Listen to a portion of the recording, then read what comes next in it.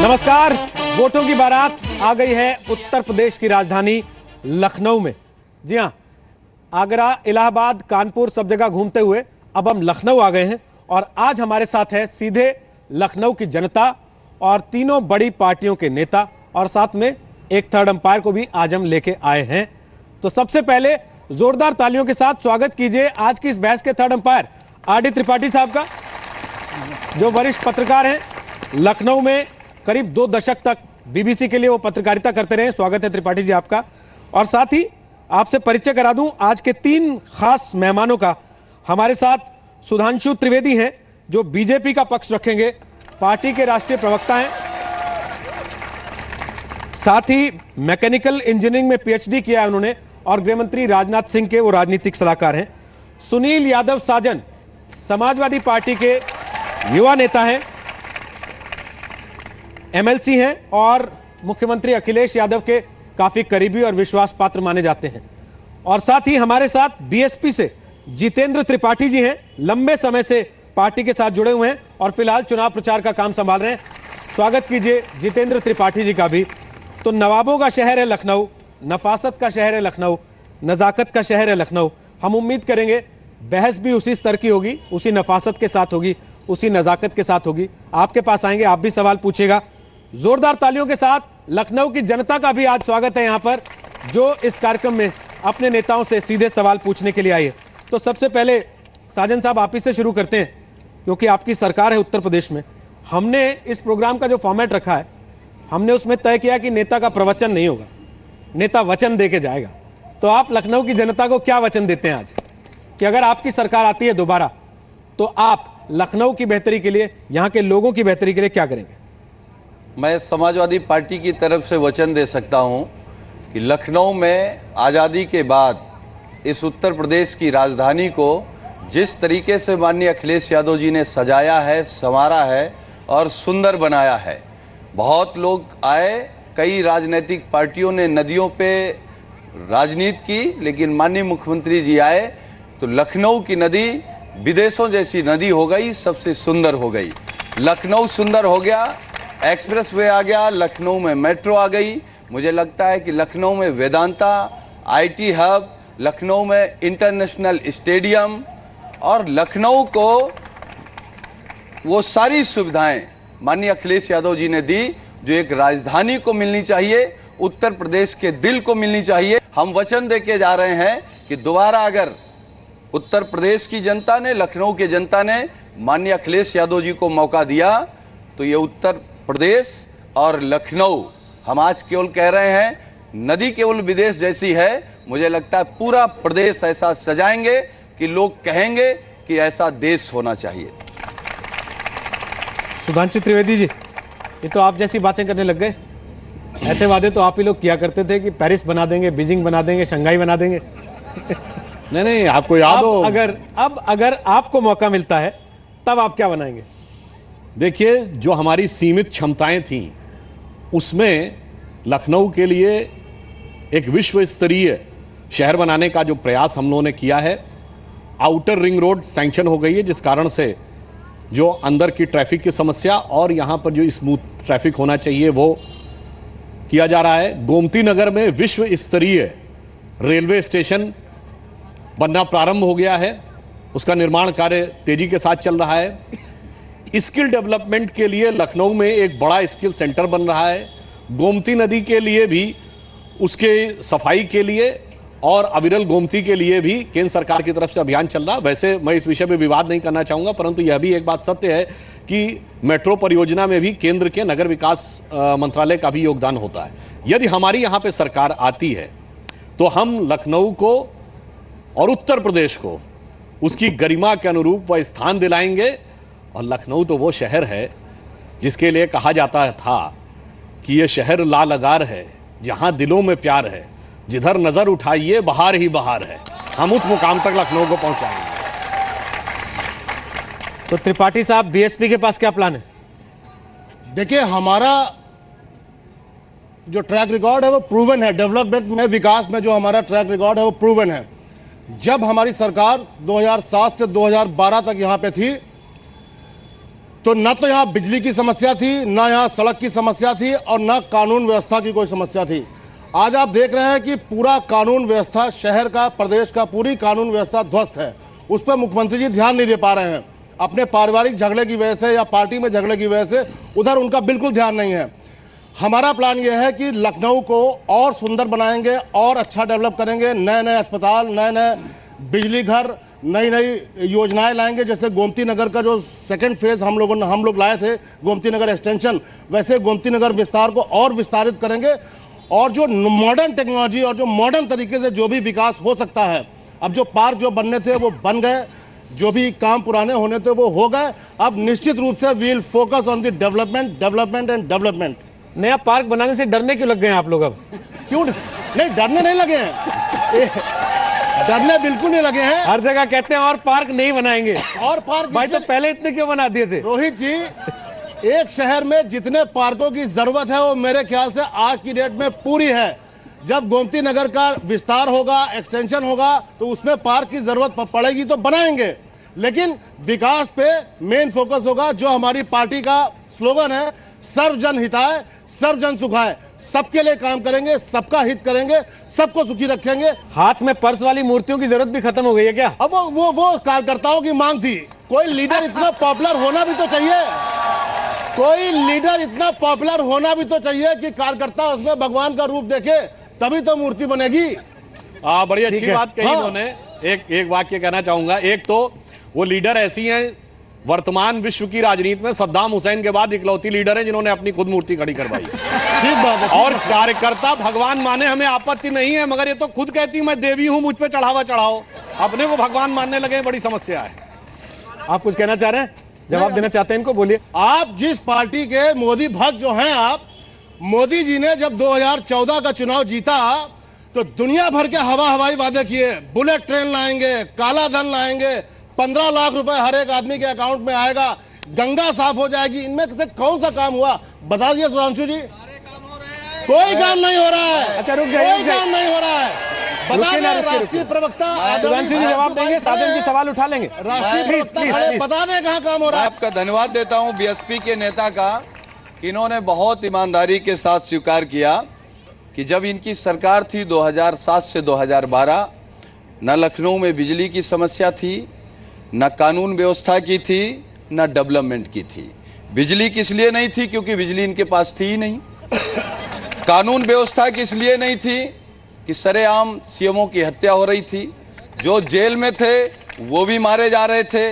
इनकी देवी, जिनको ये भगवान मानते हैं, उनके जन्मदिन पर इंजीनियरों को धमकाकर, डराकर, उनसे पैसा वसूल करने के लिए उनको इतना मारा जाता था कि वो मर जाते थे। मुझे लगता है डेवलपमेंट की बात जहाँ तक कर रहे हैं, तो इस लखनऊ को, जिसको लोग नवाबों का लखनऊ कहते हैं, जिसमें सभ्यता और संस्कृति है, इतने बड़े बड़े पत्थर और पत्थर के हाथी और पत्थर की अपनी देवी और पत्थर की अपनी नेता, मुझे लगता है कि जिसका दिल पत्थर होता है वो नहीं सोच सकता। अगर इनकी नेता पत्थर है तो आम आदमी के लिए ये क्या सोचेंगे। आपने स्वीकार किया। बहन जी या बुआ जी आपको सुन रही होंगी या सुनेंगी तो मुझे लगता है कि आपको धन्यवाद देंगी। बोलिए। इतनी आपने तारीफ कर दी, आपने अपने नेता के बारे में कुछ देखा? उसका दिल कैसा है जिसने अपने पिताजी को घर से निकाल दिया? उसका दिल कैसा है? चाचा जी का क्या हुआ? अंकल का क्या हुआ? उनका दिल कैसा, जरा बताइए। मेरे नेता का कौन से मटेरियल का दिल बना है? मेरे नेता का दिल इतना बड़ा है कि हमारे नेता के नेता, आदरणीय नेताजी जिसको बहन जी कहते थे, उसको सार्वजनिक रूप से उन्होंने स्वीकार किया कि ये हमारी बुआ जी हैं, और बुआ धर्म भी निभाया। अरे और बुआ जी ने जब बुआ जी संकट में आई और इधर खड़े भाई के दया शंकर सिंह ने जब उन पे आपत्तिजनक टिप्पणी की, तो उन्होंने कहा कि उत्तर प्रदेश के मुख्यमंत्री मुझे बुआ कहते हैं, आज बुआ संकट में है, वो अपना धर्म निभाएं। मुझे लगता है 24 घंटे तब बीता था जब भारतीय जनता पार्टी के दया शंकर सिंह को गिरफ्तार करके बुआ का सम्मान क्या बात कर हमारे रहे हैं? नेता ने 14 दिन रखा। तक वो भागे रहे और आप बता रहे हैं गिरफ्तार कर लिया 24 घंटे में। जब बुआ जी ने कहा इतना उसके बड़ा झूठ। 24 घंटे में 14 दिन तक भागे मुझे रहे। लगता 13 दिन तक वो कह झारखंड नहीं में पाई। किसी मंदिर में वो दर्शन कर रहे थे, आप बता रहे हैं कि 24 घंटे में गिरफ्तार कर उन्होंने लिया। जवाब दे दिया। उन्होंने कर कहा रहा। मुझे लगता है 13 दिन तक वो कह नहीं पाए कि बुआ संकट में है। बताइए जरा, बताइए। नहीं, सुनिए। और रोहित भाई सुधांशु जी कुछ कह रहे हैं। कुछ एक तथ्य मैं बताता हूं भाई। बोलिए। दया शंकर सिंह कहां से गिरफ्तार किए गए थे? झारखंड से। तो झारखंड में सरकार किसकी है? अच्छा, अब दूसरी बात मैं कहता हूं, जो इन्होंने संकट की बात कही तो ये बात सही है। यानी मायावती जी या इनकी बुआ जी को राजनीति में विरोध चलता है, पर अगर प्राणों का संकट उत्पन्न कराया था तो 4 जून 1995 को इन्होंने ही करवाया था। और ये एलानिया बयान है उनका कि अगर भाजपा नहीं होती उस समय तो शायद उनका जीवन नहीं बचता। ये उन्होंने खुद बोला, हम नहीं बोल रहे हैं। तो हम राजनीति में सिद्धांतों की रक्षा के लिए सदैव साथ रहे हैं, चाहे परिस्थिति कुछ भी रही हो। मैं जानता हूं बोलिए सर। कि आप पहले भी बहन जी के साथ रहे हैं, आज भी हैं और चुनाव के बाद भी होंगे। आपने उनको 3 बार मुख्यमंत्री बनाया और मुझे लगता है कि हमारा और कांग्रेस का जनता के बीच गठबंधन हुआ है, जनता के मांग पर गठबंधन हुआ है। और आपका गठबंधन अभी जनता के बीच नहीं है, लेकिन आप दोनों लोग सपने देख रहे हैं कि चौथी बार मिलजुल करके सरकार बनाएंगे।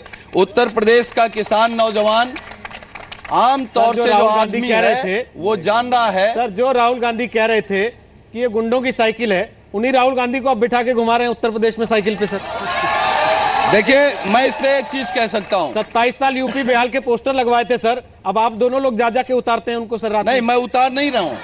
हम लोगों ने कहा कि जो कांग्रेस पार्टी ने कहा कि 27 साल यूपी बेहाल, हमने उनके नारे को ठीक किया है, क्योंकि हमारे नेता ने 5 साल काम किया है और भरोसा दिलाया है कि 27 साल यूपी खुशहाल रहेगा। नहीं, उन्होंने जो किया है, आ रहा हूं। देखिए, इन्होंने कांग्रेस ने जो किया वो एक सही काम किया। उन्होंने उस हकीकत को समझा है। भाई 10 साल यूपीए की सरकार थी तो सपा बसपा दोनों ने लिखित समर्थन दे रखा था राष्ट्रपति महोदय को, कांग्रेसी सरकार को।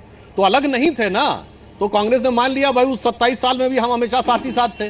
तो इनका गठबंधन पहले भी था।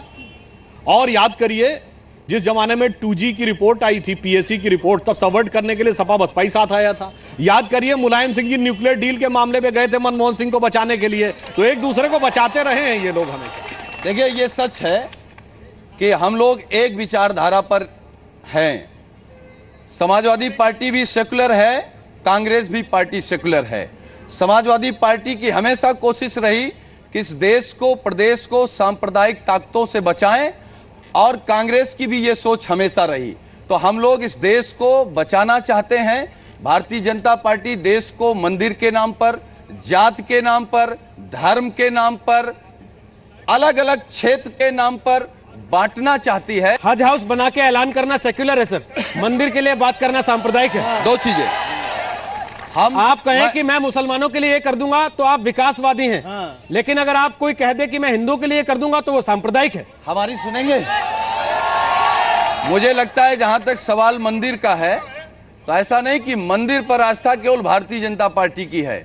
मैं भी हिंदू हूं, मेरी भी मुलायम सिंह आस्था जी ने मंदिर कहा पर था है। कि मैंने गोलियां चलवाई थी। लेकिन सवाल यह है, मुलायम सिंह कि जी ने सीना ठोक के कहा था कि मैंने गोलियां चलवाई थी। नहीं, ये भी कहा कि गोलियां क्यों चलवाई, कि देश टूटे ना, देश में दंगे ना हो, देश में अशांति ना हो, देश में जो भारत हिंदू मुस्लिम सिख ईसाई का है इसके बीच बंटवारा ना हो। हम कह रहे हैं कि समाजवादी पार्टी मानती है, हमें भारतीय संविधान पर भरोसा है, शायद भारतीय जनता पार्टी को नहीं है। हमने कहा कि न्यायालय में मामला है, जो न्यायालय तय करेगा वो हमको स्वीकार है। देखिए, संविधान पे कितना भरोसा है इसी को समझिए, जिसे सर्वोच्च न्यायालय ने हमेशा डिस्प्यूटेड स्ट्रक्चर है, विवादित ढांचा कहा। उसको बार बार बाबरी मस्जिद कह के इन लोगों ने मामले को सांप्रदायिक किया। और इन्होंने ही कहा था कि हम उसको दोबारा बनवाएंगे। अरे मामला न्यायालय में विचाराधीन है, तो आप काहे बोलते थे कि हम दोबारा बनवाएंगे? इसलिए मेरा ये कहना है, एक और बात है सांप्रदायिकता की बात।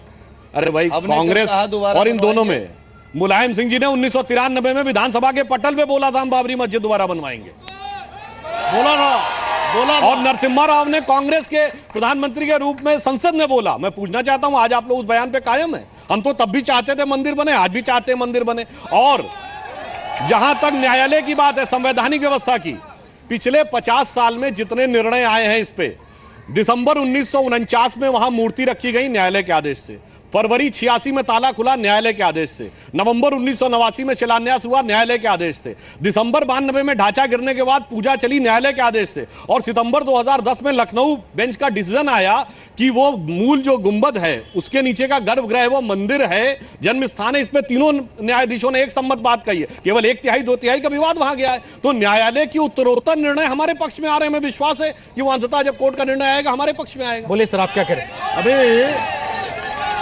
हमारे माननीय समाजवादी पार्टी के मित्र ने कहा कि हमारी इनकी मिली सरकार थी, मिल चुके हैं कई बार, और हम और आप मिल चुके हैं। आप नहीं मिले कभी उनसे? इनसे आप कभी नहीं मिले? मैं आपसे नहीं मिला, आपसे मिला। मैं बता रहा हूँ, मैं आपसे मिला। नहीं, हमसे नहीं, उनसे भी मिले हैं। मैं बता रहा हूँ आपको। बोलिए। 29 अगस्त 2003 को जब माननीय मुलायम सिंह जी ने शपथ ली थी मुख्यमंत्री की, समाजवादी पार्टी की सरकार थी, स्पीकर आपको याद है कौन थे? केसीनाथ त्रिपाठी जी। उस समाजवादी पार्टी की सरकार, मुख्यमंत्री माननीय श्री मुलायम सिंह और स्पीकर थे केसीनाथ त्रिपाठी जी साल भर तक। तो आप नहीं मिले इनसे? हमें तो लग रहा है कि चुनाव के बाद आप इनसे मिल जाएंगे। नहीं, वहां पे मैं इनको एक बात स्थिति स्पष्ट करना चाहता हूं कि भाई ये हमारी संवैधानिक व्यवस्था में आस्था है। यदि वहां पर जो विभाजन हुआ था हमारे स्पीकर ने उसको एक्सेप्ट किया। हम उनमें से नहीं है कि जबरदस्ती रोक कर बैठे हैं और सरकार नहीं बनने देगी। सरकार में आपके स्पीकर क्या कर रहे हैं? एक काम करते हैं, अभी जनता जब वोट डालने जाएगी ना सर, वो इस बात को कभी ध्यान नहीं देगी कि उस वक्त केसरीनाथ त्रिपाठी को किसने स्पीकर बनाया था। वो लेकिन इस बात को जरूर ध्यान देगी कि किसने पार्क बनाया था और किसने सड़क बनाई थी। बिल्कुल बिल्कुल। त्रिपाठी जी, मैं आपसे एक सवाल पूछना चाहता हूँ, काम बोल रहा है कि नहीं? काम जरूर। मैं उनसे पूछ रहा हूँ, आरडी त्रिपाठी जी से पूछ रहा हूँ। सर, आप तो लखनऊ के रहने वाले हैं, बता दिया कि मैं तो बाहर से आया हूँ, काम बोल रहा है कि नहीं सर? नहीं, अगर आप देखिए, आऊंगा आप लोगों के पास भी आऊंगा, बीच में आऊंगा, आपके पास भी आऊंगा, तब बोलिएगा अपनी बात। अगर पिछली सरकारों से तुलना करेंगे तो निश्चय ही ये 4-5 सालों में कई काम दिखे हैं। बड़ी बड़ी इमारतें दिख रही हैं, गोमती नदी में भी काम हुआ है, स्टेडियम बन रहा है, ये सारे काम हुए हैं। लेकिन उत्तर प्रदेश की सबसे बड़ी समस्या जो हमारे नौजवान हैं उनकी बेरोजगारी है।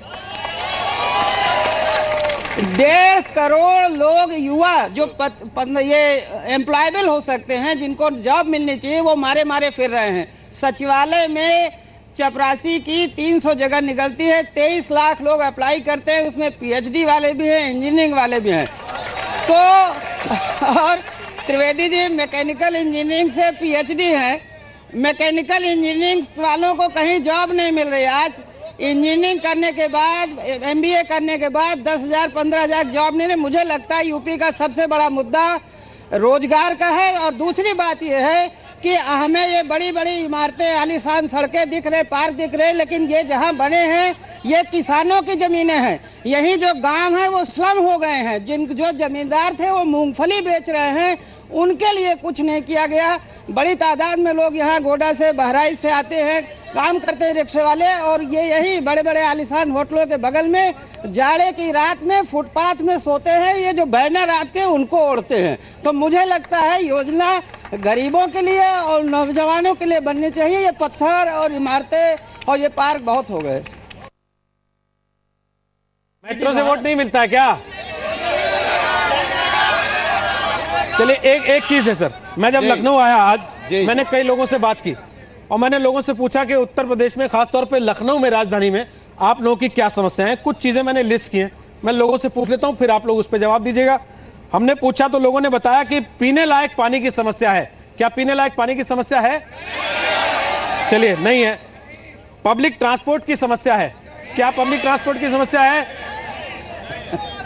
सड़कों पर अनाधिकृत कब्जे हैं। स्ट्रीट क्राइम ज्यादा है, वाहन चोरी की घटनाएं बहुत होती हैं। ट्रैफिक का मैनेजमेंट बहुत खराब है, लोगों का कहना है खराब है। नालियां बहुत गंदी बहती हैं, सीवरेज को लेके कोई प्लान नहीं है। बिजली चोरी होती है, ट्रांसफार्मर खुले पड़े हैं, हादसे को न्योता देते हैं। आवारा पशुओं की बहुत समस्या है, जबकि ये राजधानी है, इसको साफ दिखाना चाहिए। बताइए सर, अब बताइए बेसिक लखनऊ के लिए प्लान क्या है? ये जो बेसिक समस्याएं, इसके बारे में कभी सोचते हैं आप लोग? मैं ये कह सकता हूं कि जितनी समस्याएं आपने गिनाई हैं, इनमें बहुत सी समस्याओं का हल हुआ है, क्योंकि माननीय मुख्यमंत्री जी को उत्तर प्रदेश की जनता ने, लखनऊ की जनता ने अभी 5 साल दिए हैं। और जिस तरीके से उत्साह नजर आ रहा है कि अगले 5 साल जो माननीय अखिलेश यादव जी को सम्मानित जनता देने जा रही है, जब अगली 5 साल बाद आएंगे तो मुझे उम्मीद है कि जितने भी आपने गिनाई, पानी की समस्या गिनाई, हमने घोषणा पत्र में लिखा है, हालांकि हमारा घोषणा पत्र कॉपी हो गया,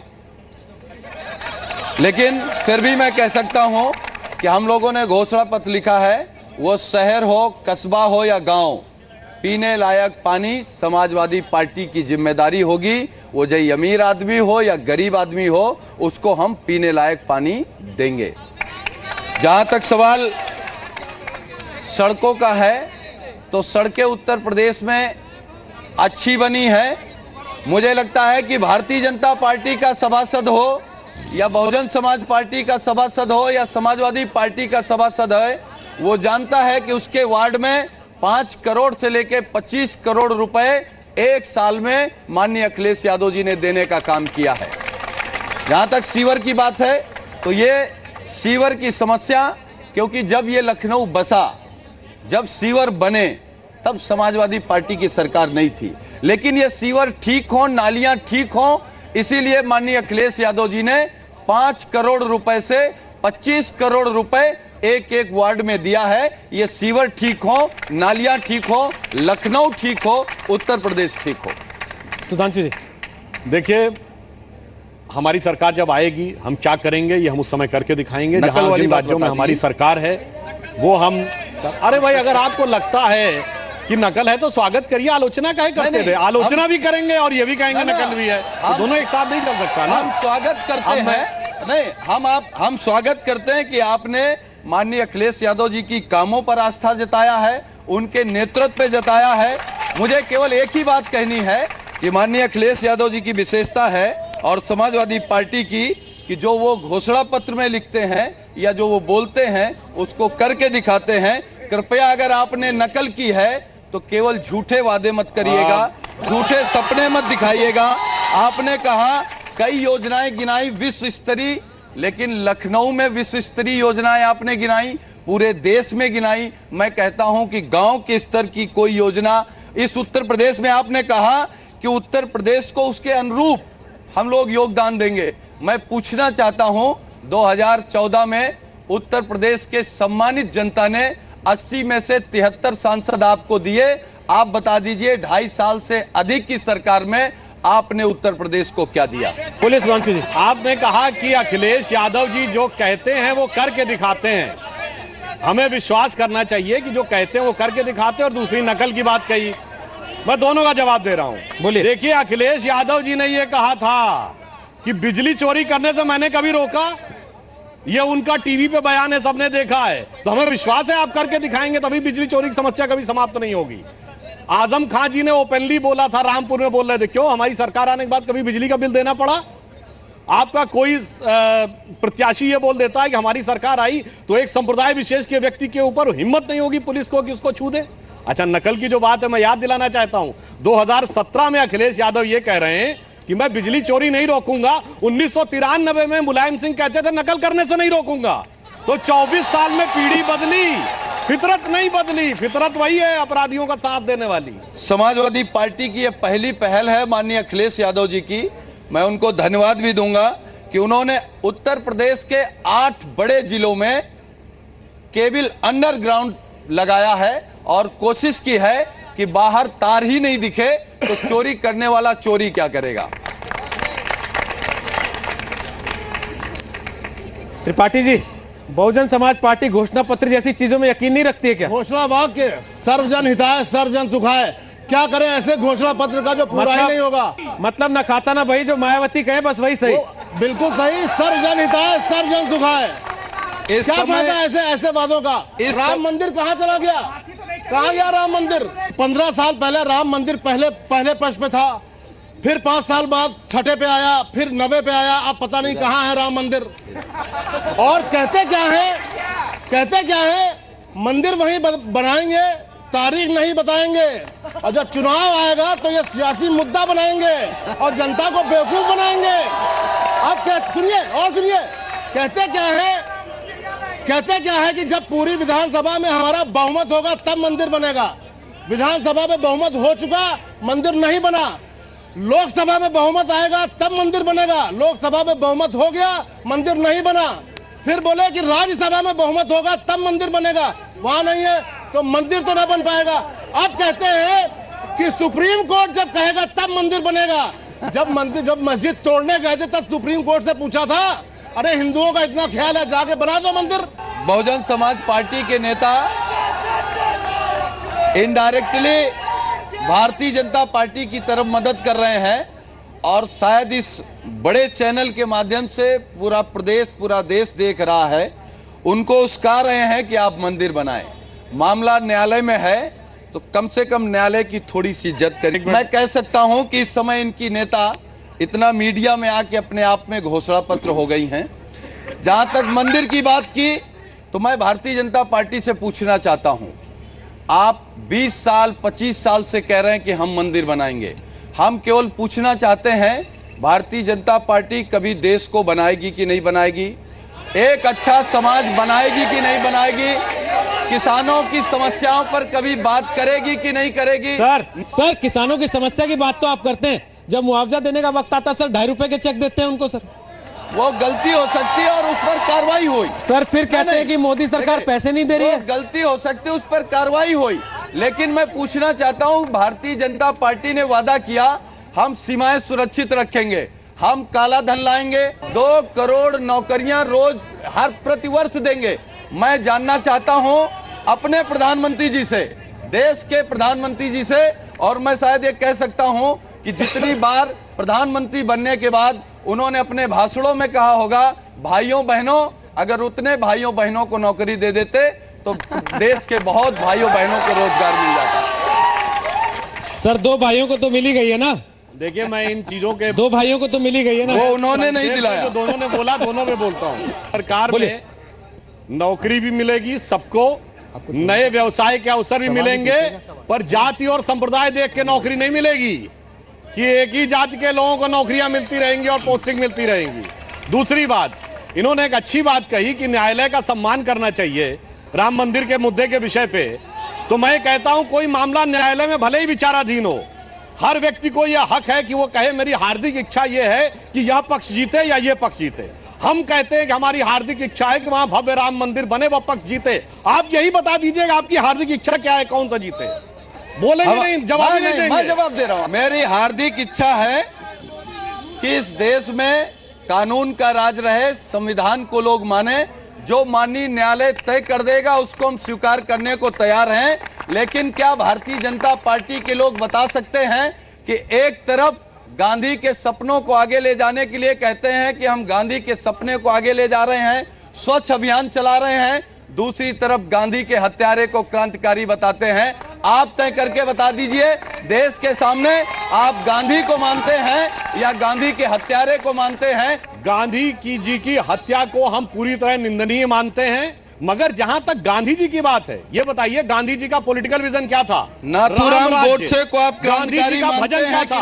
रघुपति राघव राजा राम। नाथूराम गोडसे को क्या था? हे राम। और इन्होंने क्या किया? राम के नाम पे केवल पूछना। 2007 में कांग्रेस ने सर्वोच्च न्यायालय में हलफनामा दिया कि राम थे ही नहीं। मेरा सवाल साजन जी से है कि क्या चुनाव के बाद माननीय शिवपाल जी दूसरी पार्टी बना रहे हैं, और अगर नहीं बना रहे और आपकी सरकार आती है तो क्या उनको कोई पद मिलेगा सरकार में? मैं केवल एक चीज कह सकता हूं कि माननीय शिवपाल यादव जी अभी माननीय अखिलेश यादव जी की पार्टी से और उनके प्रत्याशी हैं, वो जीत करके आ रहे हैं। साजन जी से मेरा सवाल है, मैं ये पूछना चाहता हूं कि जो लॉ एंड ऑर्डर की सिचुएशन है इस समय यूपी में, इसके ऊपर क्या सोचा हुआ है आप लोगों ने आगे अगर आते हैं तो? देखिए, कानून व्यवस्था पर जहां तक बात है, माननीय मुख्यमंत्री जी ने सभी थानों को ऑनलाइन किया है, पुलिस को अच्छी सुविधाएं दी हैं और उत्तर प्रदेश में डायल 100 जारी करके शुरू करके मुझे लगता है कि बड़े शहरों के साथ साथ गांव को भी और हाईवे और रोडों को भी उन्होंने सुरक्षित करने का काम किया। मेरा सवाल सुधांशु जी आपसे है। मैं ये पूछना चाहती हूँ कि जैसे उत्तर प्रदेश सरकार ने महिलाओं के लिए 10-90 बनाया उनकी सुरक्षा के लिए, केंद्र सरकार ने, भारत सरकार ने, हमारे माननीय प्रधानमंत्री जी ने महिला सुरक्षा के बारे में क्या सोचा है, क्या किया है, क्या कदम उठाए हैं, बता दीजिए।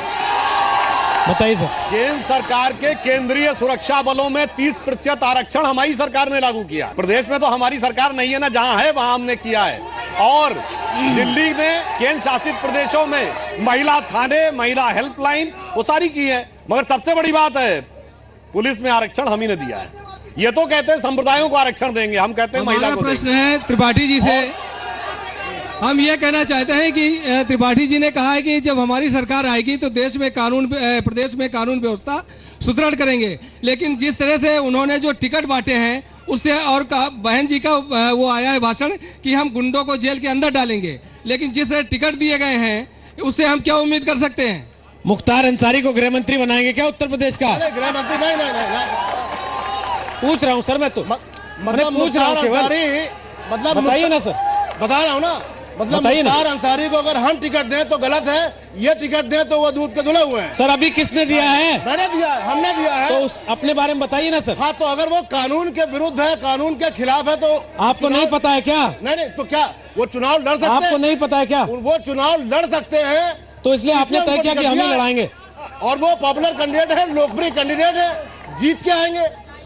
देखिए इस पे मैं एक मिनट, मैं काफी एक मिनट ऐसे लगता है, भी है। मुझे लगता है कि इनके इस सवाल का जवाब मुझे देना चाहिए।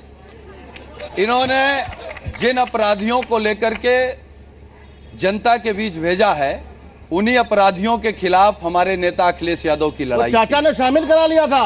नहीं, चाचा ने गले लगा लिया था। जब चाचा ने शामिल कराया तब हमारे नेता माननीय अखिलेश यादव जी चाचा के खिलाफ भी लड़े, पार्टी के खिलाफ भी लड़े और सिस्टम के खिलाफ लड़े। मैं जानता हूं, हम लोग एक डिबेट में थे, बहुजन समाज पार्टी के नेता ने कहा कि मुख्तार अंसारी और जितने हमने अपराधियों को टिकट दिया है वो अब उन्होंने स्वीकार कर लिया है कि अब वो अपराध नहीं करेंगे। मैंने कहा अगर ये बात चुनाव से पहले अगर लोग जान जाते, उत्तर प्रदेश के सारे अपराधी मायावती जी के चरणों में चले जाते और कहते हमें न्यायालय से मिले न मिले, यहाँ से माफी मिल जाएगी।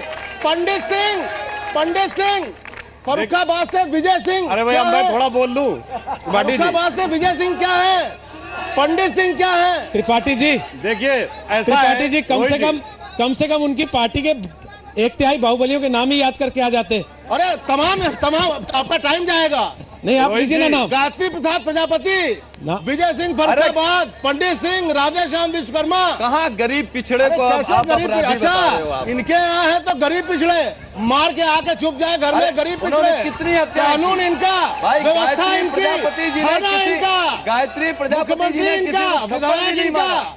देखिए ऐसा है कि इस मामले में इन दोनों पार्टियों में एक कैरेक्टर सिमिलरिटी या चारित्रिक साम्य है। आप सब उत्तर प्रदेश की जनता को याद होगा 2007 में जब समाजवादी पार्टी की सरकार को हटाना था तो बसपा ने नारा क्या दिया था कि चढ़ गुंडन की छाती पर मोहर लगाओ हाथी पर। और आज 10 साल बाद नारा क्या हो गया? अब गुंडे चढ़ गए हाथी पर, चलेगी गोली छाती पर। हम आम आदमी के साथ एक स्टूडेंट हैं, हम ये आपसे पूछना चाहेंगे कि 2 करोड़ नौकरियों के साथ साथ जो आप वादा किए थे कि हर साल 2 करोड़ नौकरी देंगे, उसके साथ साथ साहब हम तो खाता भी खुलवा लिए हैं, 15 लाख कब देंगे आप?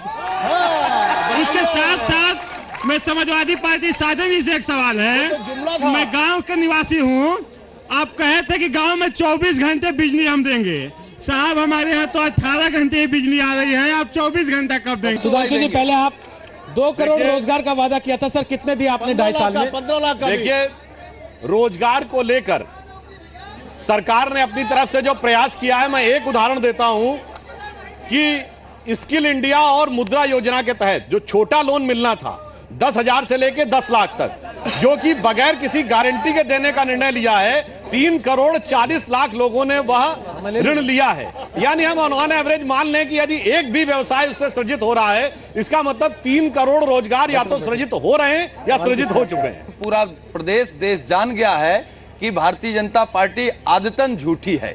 अरे भाई, और आपके में भारतीय जनता 300 पार्टी इसलिए झूठी है चतुर्थ श्रेणी क्योंकि कर्मचारियों के लिए मैंने 23 लाख कहा लोग जो है भाई कि आवेदन हम लोगों को उस दिन शर्म आई जिस दिन हमारे देश का प्रधानमंत्री सदन में खड़े होकर के बाथरूम में झांकने की बात करते हैं। जहां तक सवाल बिजली का है तो आपने बहुत शानदार सवाल किया। मैं आपको बधाई दूंगा कि आपने कम से कम स्वीकार किया कि माननीय अखिलेश यादव जी ने गांव में 18 घंटे बिजली दी है। हम अब की वादा करके आए हैं, घोषणा पत्र में है कि हम गांव से लेकर के शहर तक हम 24 घंटे बिजली देंगे। भाई इनको बड़ी शर्म आई। मैं कहना चाहता हूं रोहित जी, शर्म उस दिन नहीं आई जिस दिन सपा सुप्रीमो मुलायम सिंह ने कहा कि लड़कों से गलती हो ही जाती है, और आजम खान ने जब बलात्कार का राजनीतिकरण किया तो कोर्ट ने कहा कि माफी नहीं चलेगी, बिना शर्त माफी मांगिए वरना मुकदमा चलेगा। आखिर में आजम खान ने बिना शर्त माफी मांगी। सुनिए ना, शर्म तो ऐसे नेताओं पे आनी चाहिए। साजन जी, ये आजमगढ़ से आए, आपसे सवाल पूछना चाहते हैं, कुछ बताना चाहते हैं, बोलिए। मैं आजमगढ़ के फूलपुर विधानसभा का निवासी हूं। मैं प्रश्न पूछना चाहता हूं। पहली चीज ये कि बिजली जो 18 घंटे की बात कर रहे हैं, 12 घंटे भी सही से बिजली नहीं है। और दूसरी चीज मैं ये कहना चाहूंगा, युवाओं को नौकरी को लेकर के पुलिस की वैकेंसी आई थी, 42,000 वैकेंसी थी, 36,000 कुछ वैकेंसी केवल 3 जिले इटावा, मैनपुरी और कन्नौज की हो गई। और दूसरा ये कि महिलाओं को छेड़खानी के मामले में लखनऊ शहर उत्तर प्रदेश में नंबर 1 है। हत्या का भी, साहू जी की हत्या हो गई है। इन लोगों का केवल हत्या और बलात्कार से संबंध है। साजन जी जवाब दीजिए, कानून व्यवस्था और बिजली के आपके दावे को झुठला रहे हैं। इन्होंने 3 सवाल किए, या तो ये आजमगढ़ के नहीं है, और अगर ये आजमगढ़ के हैं, अगर भाई सम्मानित भाई अगर आप आजमगढ़ के हो तो उत्तर प्रदेश की सरकार ने आजमगढ़ को 24 घंटे बिजली दी। इस भर्ती सर का आपने 24 घंटे बिजली दी आजमगढ़ को, तो पहुंच क्यों नहीं रही? नहीं पहुंच रही, शायद वो आजमगढ़ में नहीं पहुंचे, शायद वो आजमगढ़ नहीं पहुंचे। जहां तक सवाल पुलिस भर्ती का है तो अखबार और मीडिया ने जो दिखाया था, इटावा, मैनपुरी, कन्नौज के इतने हो गए, जब रिजल्ट आया था तो दूसरी चीजें थी, वहां के सबसे कम लोग भर्ती हुए थे। इनका तीसरा सवाल था कि लखनऊ छेड़खानी में नंबर 1 है। ये आपका पुराना 5 साल पहले का है। लखनऊ में माननीय अखिलेश यादव जी ने 1090 की व्यवस्था करके लखनऊ अब नंबर 1 नहीं है, अब उत्तर प्रदेश भी नंबर 1 नहीं है, अब राजस्थान है, मध्य प्रदेश है, महाराष्ट्र है। 50-50, 100-100 रुपए में लड़कियों के मोबाइल नंबर बिक रहे लखनऊ में भी, यही खबर थी सर। देखिए ये लड़की सवाल पूछना चाहती है आपसे, सुन लीजिए इनका सवाल क्या है। 1090 के बाहर लड़कियां छेड़ी जा रही हैं। सर आपने महिलाओं की सेफ्टी के लिए इतने सारे डिपार्टमेंट निकाल, अभी 1.5 लाख पुलिस भर्ती आई है जिसमें मेरिट के हिसाब से हो रहा है, पर जिसके लिए आपने सेफ्टी के लिए बनाए, जो वही हमारे साथ बदतमीजी हमें कमेंट करते हैं, उनके लिए क्या कंसिडरेशन बने हैं सर? मुझे लगता है जिस बहन ने ये सवाल किया है, उनका जवाब सुन लीजिए एक बार, उनका जवाब सुनिए फिर अगला जिस सवाल। बहन ने ये सवाल किया है, और ऐसे अधिकारियों के खिलाफ अब तक कार्रवाई हो गई। जब सूचना आई कि लोग सिम और नंबर दे रहे हैं, उनके खिलाफ माननीय मुख्यमंत्री जी ने कार्रवाई की है और सख्त से सख्त कार्रवाई की है।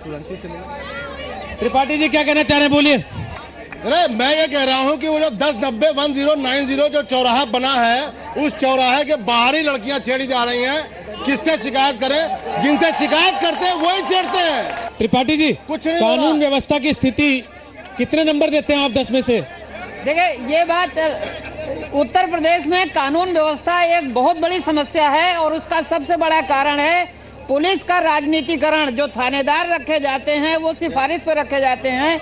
नतीजा ये होता है कि न तो अपराधी गिरफ्तार होते हैं, और बहुत बार तो एफआईआर भी नहीं लिखी जाती। तो जब तक पुलिस का राजनीतिकरण बंद नहीं होगा, जब तक दरोगा जो है वो कप्तान के बजाय सचिवालय से जब तक अपॉइंट हो गए और नेताओं की सिफारिश पे, तब तक ये अपराध यूपी में नहीं रुकेगा। क्या ये वादा करेंगे कि आप? सर वादा करेंगे। मैं तो अगली भर्ती जो होगी पुलिस में, और अगर आपकी सरकार आई तो वो यादव नाम देख के नहीं होगी। यादव नाम देख के कभी भी हुई भी नहीं है। सब लोग कह रहे हैं सर, लेकिन ये सब कह रहे हैं सर। मैं सम्मानित पत्रकार महोदय का जवाब देता हूं, आदरणीय त्रिपाठी जी का। उन्होंने कहा है कि एफआईआर में दिक्कत होती है। माननीय मुख्यमंत्री जी ने यह स्वीकार किया कि पुलिस कभी कभी सम्मानित लोगों के साथ, पीड़ित लोगों के साथ व्यवहार ठीक नहीं करती थी। जब फोन जाता था तो दरोगा कभी कभी बदतमीजी से बात करता था, इसलिए डायल 100 जारी करके, लागू करके अब कुछ नहीं हो रहा, सब कुछ ऑनलाइन है। पूरे देश ने देखा था, एक बहुत बड़े टीवी चैनल पर दिखाया गया था कि मुजफ्फरनगर के दंगे क्यों शुरू हुए, कि इनकी सरकार के एक बड़े मंत्री फोन करके छुड़वा रहे थे, फोन कर रहे थे छोड़ दो दंगाइयों को, उसी वजह से वो भड़का था मामला। पूछिए सवाल अपना।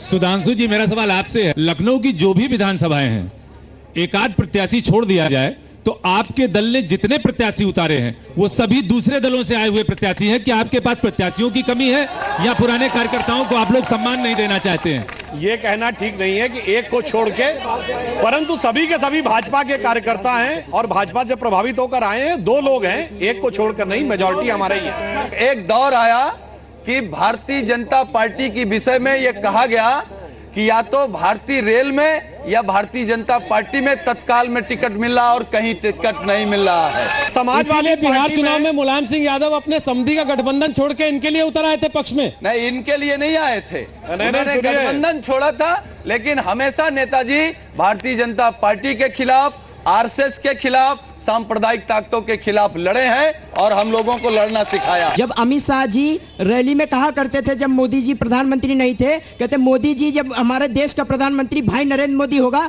तो क्या पाकिस्तान की हिम्मत होगी हमारे भारत पर आक्रमण कर पाएगा? 18 सैनिक हमारे शहीद होते हैं वहाँ पे। अमित शाह जी सामने आकर ये कहते कि वो जुमला था तो हम लोग मान लेंगे। 40 साल के बाद पहली बार एलओसी क्रॉस करके सर्जिकल स्ट्राइक हुई है। भाई सर्जिकल स्ट्राइक हमने की, उसके बाद से पाकिस्तान बौखलाया हुआ, यूनाइटेड नेशन में कह रहा है कि भारत बहुत ज्यादा आक्रामक हो रहा है, तो वो हिम्मत हमने करके दिखाई है।